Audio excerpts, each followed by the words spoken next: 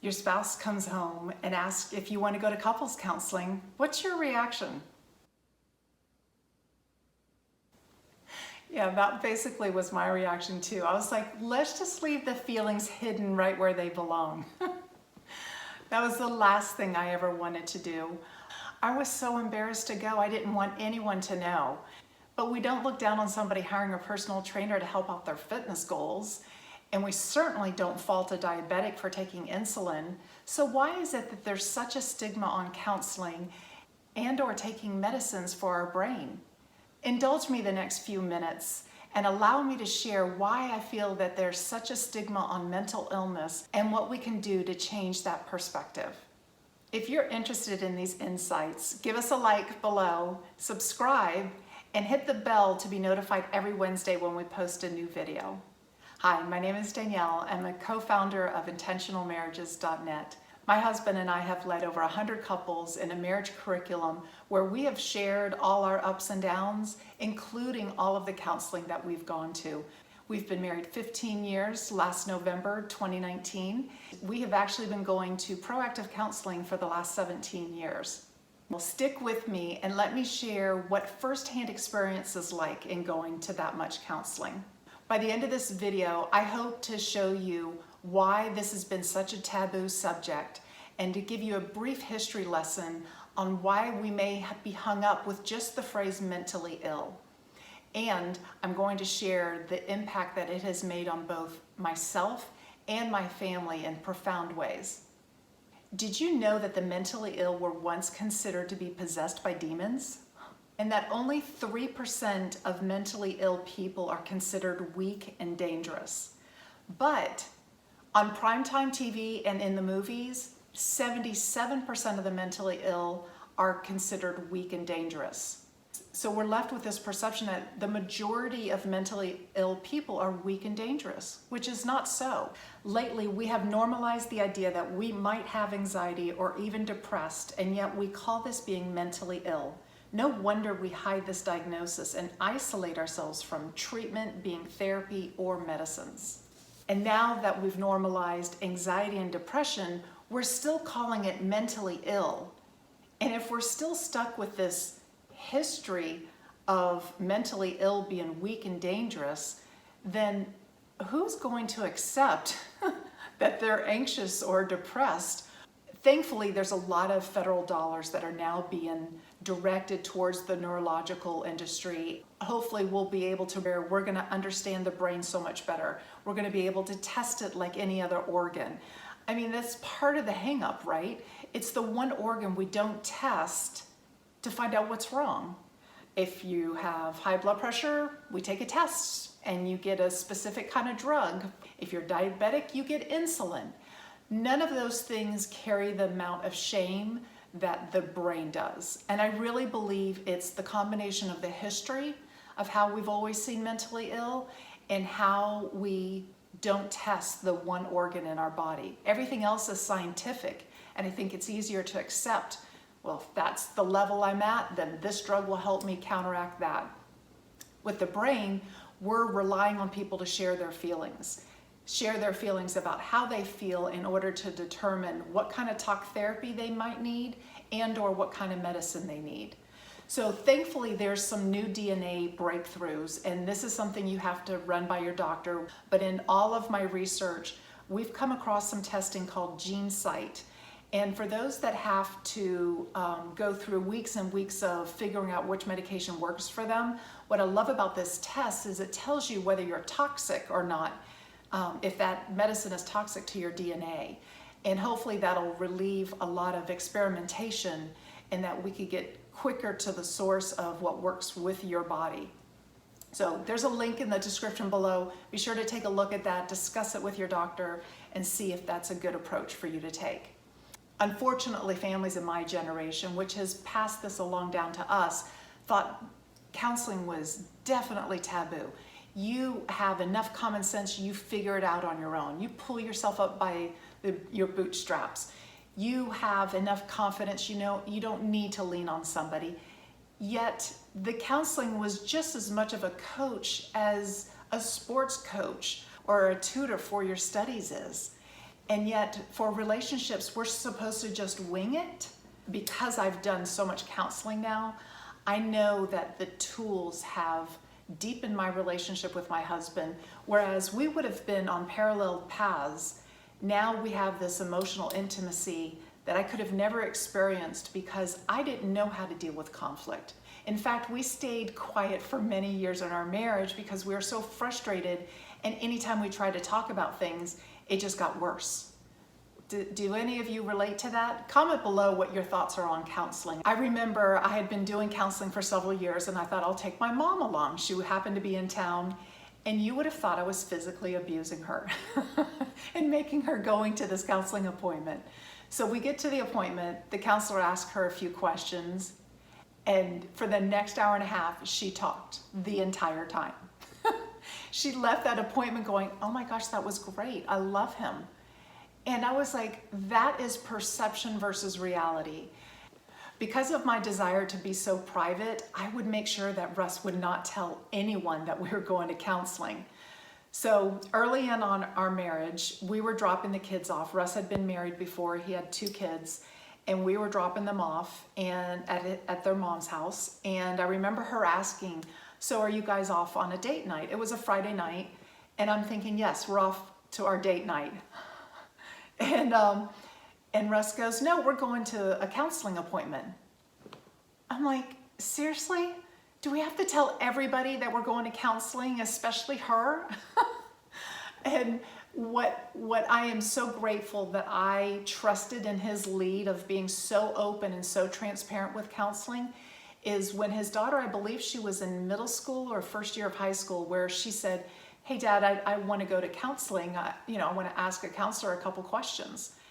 And I kept waiting for her to be embarrassed or shy about it. And what her dad's openness had done for her was normalize it. She just saw it as another coach. She had her sports coaches, she had her tutor coaches.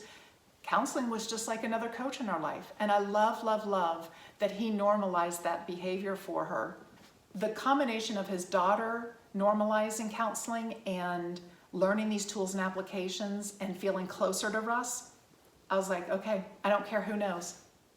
You know now. And I hope it frees you up to be able to at least consider counseling. I realize there's some of you that have done counseling and had a bad experience. And I believe just as much as a counselor should be accredited and in the field that you're wanting to get help on, but that the chemistry should also be there. So I encourage you, if you've had a bad experience, to take another shot, but look for the chemistry and look for someone who is helping coach you and consult you along the way. This is not a parent-child relationship, especially for you men. This is not somebody else ruling over you and telling you what to do. You're more than welcome to take the advice or not. And I know there are many times I did not take the advice when I left my sessions. And it took a few more times to get through this thick skull on the improvements that I could make if I only listened. So I know what you're thinking. I haven't addressed the time and money aspect, have I? No, I haven't. Time is something that you just have to choose to invest. Money, on the other hand, feels a little bit harder, but making the priority up here in the beginning of your marriage is going to pay dividends for the end of your marriage. And hopefully we're not talking the end as in your marriage is finished, done. So it is a choice on whether you're going to be intentional or not of pouring back into this relationship, just like we pour into our finances, our tutors for our kids, and nutrition, and personal trainers, you name it. Dr. Gottman, who's a renowned psychologist for the last 40 years studying relationships, he says couples wait 6 years too long before getting into counseling. And part of it is, oh my gosh, are we that couple that we've gotten to that point that we have to go to counseling now? And it feels embarrassing, it feels shameful, it feels like admitting some wrong. And sometimes couples go where only one couple's willing to work on themselves and the other one's like, fix them. That's a dangerous combination as well, as when only one person's trying to work on the relationship. So you can either look at investing that money and time up front, But if you get to a point where resentment has gotten so bad and you're apathetic and there's no turning back, now you're dealing with the finances of a divorce and possibly managing 2 households and alimony and child support. That is much, much more than you would ever spend up here up front. No one ever believes that they'll get to this part, because when resentment builds over time, it's invisible. And if we only saw how much gets added to that beaker over time, I think we would probably turn to counseling a lot sooner. Make the investment up front. It's just like going to the gym. You're not going to get a 6-pack overnight. It's going to take time to work through these applications and tools. But I can tell you, the more that you practice, just like in exercise, the stronger you get. And the stronger Russ and I got, the less counseling we needed. And now our fights, which used to last for days, can be resolved within minutes. And that took years, and it took practice, and yes, it was hard.